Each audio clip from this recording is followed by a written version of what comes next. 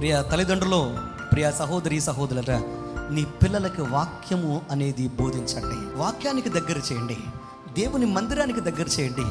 దైవ భీతిని వరకు అలవాటు చేయాలని మీకు మనం చేస్తున్నాను. దేవుని భయము మనుషుల్ని దేవుని శక్తి చేత నింపుతుంది. దేవుని భయమే ఈ లోకంలో నువ్వు బ్రతికే స్థితిని నీకు ఇస్తుంది. అందుకోసం నీ పిల్లల్ని దేవుని మందిరానికి దూరం చేయకో.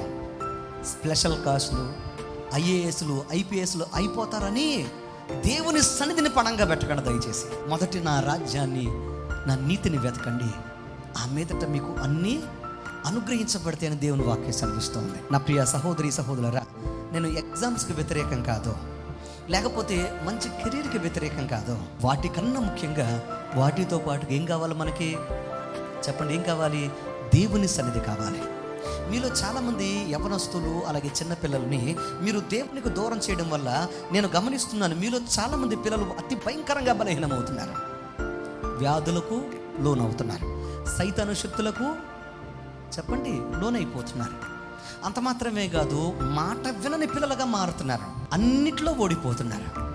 దేనికో ఒక్కసారి మీరు గమనించారా? నా ప్రియ సహోదరి సహోదరులారా, మీరు దేవుని మందిరంలో మాత్రమే కాదు, వింటున్నారా, మీ ఇంట్లో మాత్రమే కాదు, రేపు భవిష్యత్తులో వారు నిలబడాలి అని అంటే వారికి దేవుని శక్తి, దేవుని అభిషేకము, దేవుని బలము, దేవుని బలమునిచ్చే దేవుని మాట కావాలి.